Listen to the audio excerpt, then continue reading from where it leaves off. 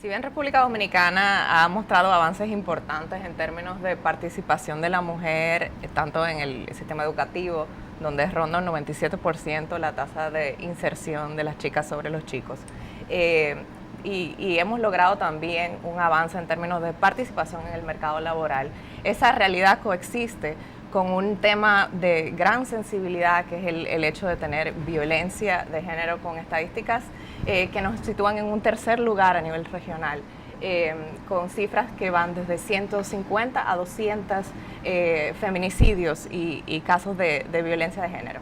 De hecho, es el delito más denunciado en la República Dominicana. Desde tu perspectiva, ¿cuándo comienza la violencia de género y cómo la podemos detectar? Bueno, lamentablemente, primero que todo, un gusto estar acá. Muchísimas gracias por esta invitación y un cariñoso saludo a quienes nos están viendo, ¿no? Respecto al tema de la violencia, bueno, primero, el inicio tiene que ver con un sistema social y cultural patriarcal que ha relegado a las mujeres a unos espacios donde la voz, el ejercicio de sus derechos ha estado, por decirlo así, limitado y obstaculizado. En esa posición de subordinación y de discriminación, el caldo de cultivo para la aparición de la violencia es evidente, ¿no? Podríamos partir para hacer una pura análisis inicial de la división sexual del trabajo. La división sexual del trabajo que establece en este sistema cultural patriarcal, en constante modificación y cambio, que nosotros esperamos sea un cambio cultural más acelerado, pero que todavía tiene muchísimo anclaje en nuestra región de América Latina, ha relegado a las mujeres al espacio de lo privado y ha dejado a los hombres, ¿no es cierto?, el espacio de lo público. Esto voy a hacer un paralelo que es un poco, si ustedes quieren, una especie de esquema, de caricatura. Muchas mujeres podrían decir, no, pero eso ya no es así. Lo que quiero decir es que esa manera de funcionar sigue estando presente, a pesar de que la mujer está en el mundo público, porque se le sigue esperando y se sigue teniendo la expectativa de que ella se siga haciendo cargo de lo privado. Tú puedes ir y salir a trabajar, puedes ir y salir a estudiar, etcétera, pero no me desatiendas la casa, pues. Y eso evidentemente trae consigo la posibilidad de que ella, ¿no es cierto?, esté más vulnerable a el surgimiento de la violencia. Segundo, porque este es un sistema que se ha construido sobre la base de la discriminación hacia las mujeres por el solo hecho de ser mujeres. Ya eso es violencia, ¿no? Y por lo tanto, estas cifras que estamos exhibiendo hoy día y que vemos hoy día lamentables, porque por ejemplo la CEPAL habla del orden de los 2.200 femicidios en los últimos años, pero uno podría decir incluso que no hay todavía un consenso regional para medir esos femicidios y por lo tanto para reportarlos. Entonces la cifra puede ser aún muchísimo mayor. Estamos hablando de una de las principales causas de muerte de las mujeres en un tramo etario hasta los 44 años. Entonces es muy severo de lo que estamos hablando. Entonces cuando hoy día conmemoramos, bueno, el pasado viernes conmemoramos el 8 de marzo, es importante poner atención sobre una realidad que lo que hace es impedir la vida de las mujeres libres de violencia y de las niñas también. Estamos hablando de algo muy serio, de algo muy relevante, muy silenciado muchas veces, muy naturalizado muchas veces. Entonces esas pequeñas manifestaciones de control, esas pequeñas manifestaciones en el pololeo se dice en otros espacios. Noviazgo. Me salió el chilenismo. El noviazgo, por ejemplo, ¿no? El control del celular, el control de dónde tú vas, el control de tus amistades, de cómo te vistes, de si te vas a maquillar o no te vas a maquillar, que por qué te maquillas si no vas a estar conmigo, a quién quieres ver. Todas esas son señales de violencia que parten en las relaciones afectivas, no necesariamente formales, no necesariamente oficiales, sino que en los vínculos entre hombres y mujeres, eso en el ámbito afectivo, pero también está la violencia en el ámbito público, en el acoso sexual callejero, en el acoso laboral, en el acoso sexual en el mundo del trabajo. Es decir, porque como ha habido una cosificación del sujeto mujer, entonces hay una posibilidad muchísimo mayor que sobre ese objeto, cosa, se ejerza violencia. Y una pregunta, aquí me surgen dos preguntas que me llaman la atención. Lo primero es, República Dominicana, así como dijo Ana Carolina, tiene una incidencia fuerte. ¿Cómo se vincula esto a otro indicador que tenemos muy fuerte de embarazo adolescente? República Dominicana tiene quizá una de las tasas de embarazo adolescente más altos de la región. ¿Existe evidencia o tú en tu experiencia has visto cómo se vincula este tema del embarazo adolescente, donde las chicas cada vez es menos, pero es muy alto?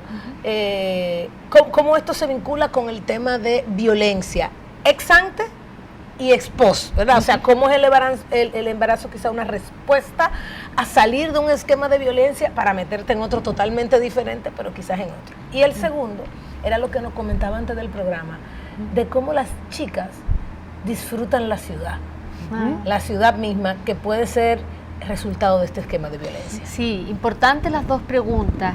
Respecto del embarazo precoz no deseado, evidentemente esa es otra manifestación de un no ejercicio de derechos sexuales y reproductivos. Podría existir a nivel de más cualitativo, de estudios de sentidos de por qué las jóvenes pueden tener un embarazo precoz no deseado. Y en mi experiencia profesional pasada, donde me tocó trabajar con muchas jóvenes también, a veces el sentido estaba dado justamente por salir de entornos violentos, otras veces por la construcción de identidad. En esta sociedad donde aparentemente no soy nadie o soy invisible, el ser madre me hace visible. Pero lamentablemente en eso hay una trampa, porque claramente un embarazo precoz, un embarazo no deseado, a esa edad lo que hace es evitar, o sea, impedir el desarrollo posterior de la vida de esa joven y de esa mujer. Entonces, evitarlo tiene que ver con que pueda desarrollar, ¿no es cierto?, todo su potencial de acuerdo a su edad en el momento que corresponda. O sea, pensemos que incluso está vinculado incluso a legislación discriminatoria aún presente en algunos países donde el matrimonio se sigue permitiendo en jóvenes, en niñas prácticamente, ¿no es cierto? Donde también estamos una vez más perpetuando la violencia y la imposibilidad de que esas mujeres jóvenes ejerzan sus derechos. Entonces sí hay una vinculación.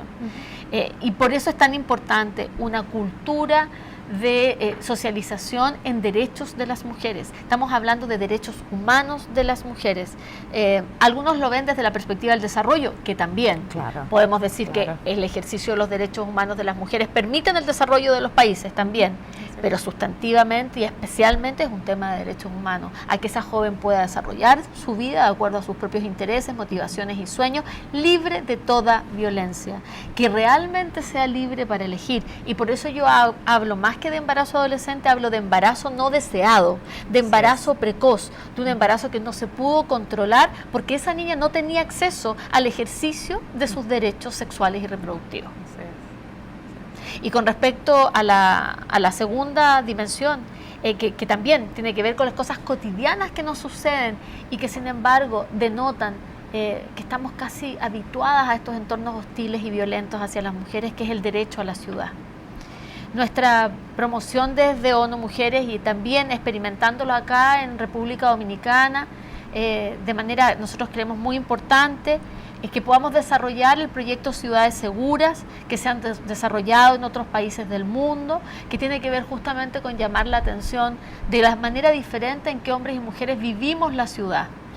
Las mujeres en la ciudad tenemos una serie de riesgos a los cuales para los cuales hemos sido entrenadas desde muy pequeñitas, desde muy chiquitas, que cuídate, que cuidado con no hablar con extraños, que cuidado con salir a la esquina sola, que no le abras la puerta a cualquier persona. Es decir, internalizamos desde muy pequeñitas que corremos peligro, que no estamos seguras y que por lo tanto no tenemos el mismo derecho a explorar nuestro entorno y se nos coarta el entorno, y al coartarnos el entorno entonces no es que no tengamos el mismo interés por el medio ambiente, el mismo interés por lo que pasa afuera.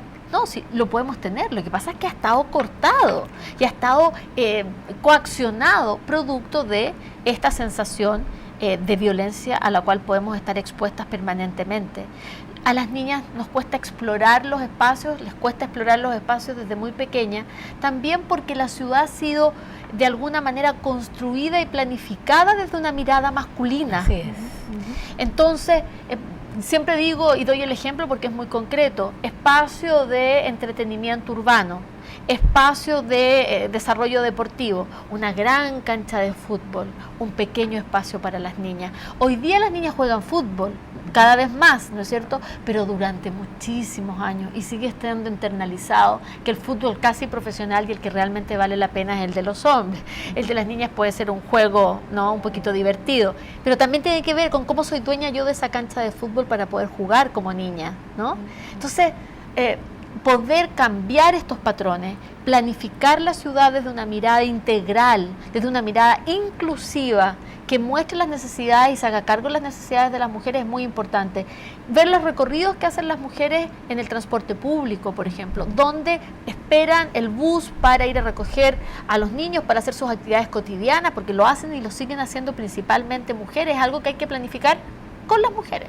Por eso el proyecto Ciudades Seguras tiene 3 etapas, una primera etapa de diagnóstico, que es justamente la que se está haciendo en Santo Domingo, una segunda etapa de elaboración participativa del proyecto Ciudades Seguras para recoger las voces de las mujeres y nos digan, mire, yo tengo inseguridad de salir a tal hora porque ya está oscuro, no hay iluminación en mi área, en fin, porque no hay espacios de recreación para las niñas en este espacio, en fin, una serie de luces que nos entregan las mujeres cuando planificamos participativamente y luego ya vendrá la ejecución del proyecto.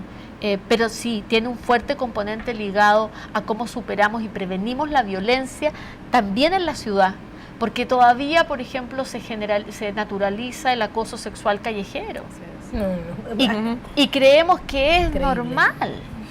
Y resulta que detrás del derecho, entre comillas, que siente la persona que acosa, ¿no es cierto?, está la idea, ¿no?, siente que tiene un derecho a acosar, está la idea de que la otra persona o lo disfruta o es esta cosificación de nuevo de la mujer, ¿no es cierto?, de que yo puedo decirle lo que a mí se me ocurra. Entonces, y en eso hay violencia, y hay un continuo que va desde el creer que yo puedo decirle cualquier cosa a una mujer en la calle, una mujer desconocida, que sin ningún tipo de señal, ¿no es cierto?, espera que yo le diga lo que le digo, ¿no es cierto?, sin ningún consentimiento, hasta, el continuo va desde ahí, hasta la violencia femicida. De hecho, le llamamos a eso libertad de expresión. O sea, ya le tenemos, eso cae ya, ese acoso sutil, que muchas veces no es sutil para nada, se tipifica ya dentro de lo que es libertad de expresión. Y le voy a decir un ejemplo interesante. En estos días estaba sentada con una persona que me cuenta, una persona que tiene una fundación en un pueblo de Santo Domingo. Y me dice que le llamó la atención que de repente comienza a ver las estadísticas de asistencia escolar de una región, de un lugar de este pueblo.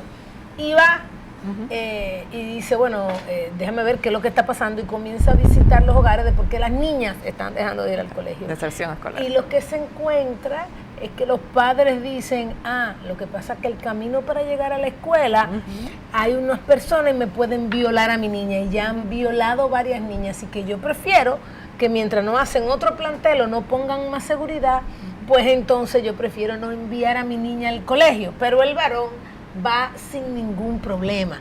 Entonces, eso se ve pequeñito en un pueblo, pero ¿cuánto pasa? Pero es absolutamente ilustrador de justamente el impedimento de las mujeres por el hecho de ser mujeres a que puedan vivir y gozar plenamente de todos sus derechos. Y la perpetuidad de esa decisión de no mandar. La perpetuidad de esa decisión. Es decir, esa niña ya ha tronchado su vida, su inserción al mercado laboral y todo lo que implica en términos de desarrollo para la República Dominicana. Absolutamente. En un estudio que se hizo a nivel de América Latina sobre el tema del progreso de las mujeres en la región, justamente nos dimos cuenta de eso, que quizás son interesantes de hablar en el aspecto más económico que ustedes esperan que conversemos en este programa, pero es interesante ver en la trayectoria de las mujeres. Lo voy a dejar introducido así: los pisos pegajosos, las escaleras rotas y los techos de cristal. Sí mismo. Esa es la mejor definición. En un momentito, pues volvemos con nuestro segundo segmento. Gracias por seguir acompañándonos.